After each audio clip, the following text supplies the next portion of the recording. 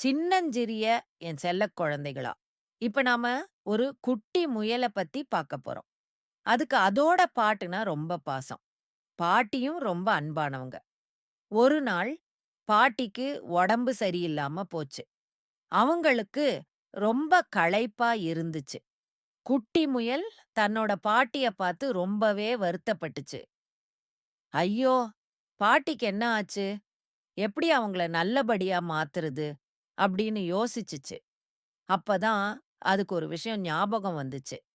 காட்டுல ஒரு ரொம்ப அபூர்வமான மினுமினுக்கும் பூ ஒண்ணு இருக்குன்னு பாட்டி சொல்லியிருக்காங்க.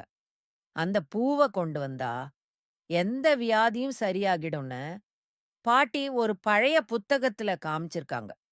அந்த பூ ரொம்ப தூரத்துல பேசுற மரங்கள் இருக்கிற காட்டோட நடுவுல இருக்குமா.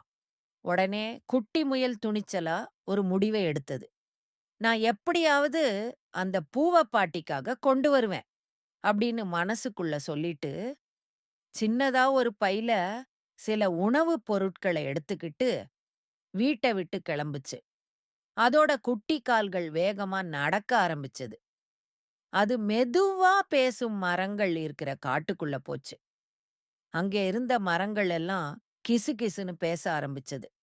"குட்டி முயலே, நீ எங்க போற? இங்க தனியா வராத" அப்படின்னு குரல்கள் கேட்டுச்சு. ஆனா நம்ம குட்டி முயல் பயப்படல. பாட்டியோட நெனைப்பு மட்டும் தான் அது மனசுல இருந்துச்சு. பாதையில ஒரு சின்ன ஓடை குறுக்க வந்துச்சு. சில கொடிகள் எல்லாம் அத தடுக்க பாத்துச்சு. ஆனா குட்டி முயல் அதையும் தாண்டி போச்சு. அதோட தைரியம் அத வழி நடத்துச்சு. நான் போக வேண்டிய தூரம் இன்னும் இருக்கு அப்படின்னு நெனச்சுச்சு. கடைசியில ஒரு திறந்த வெளிக்கு வந்துச்சு. அங்க தூரத்துல அது தேடி வந்த மினுமினுக்கும் பூ பிரகாசமா மின்னிட்டு இருந்துச்சு. அடடா! எவ்ளோ அழகா இருக்கு! குட்டி முயல் ஆச்சரியத்தோட அத பாத்துச்சு. மெதுவா அந்த பூகிட்ட போயி, ரொம்ப கவனமா அந்த பூவ பறிச்சுச்சு. அதோட மொகத்துல ஒரு பெரிய சந்தோஷம்.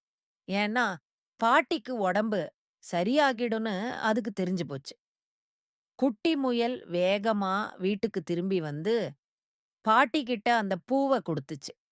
பூவோட சக்தி பாட்டிக்கு கிடைச்சுச்சு. பாட்டியோட மொகத்துல மறுபடியும் புன்னகை வந்துச்சு. நம்ம குட்டி முயலோட துணிச்சலான பயணம் தான் இது எல்லாத்துக்கும் காரணம். பாத்தீங்களா குட்டீஸ்? தைரியமா இருந்தா எந்த கஷ்டத்தையும் ஜெயிக்கலாம். இப்ப நல்லா தூங்குங்க செல்லங்களா.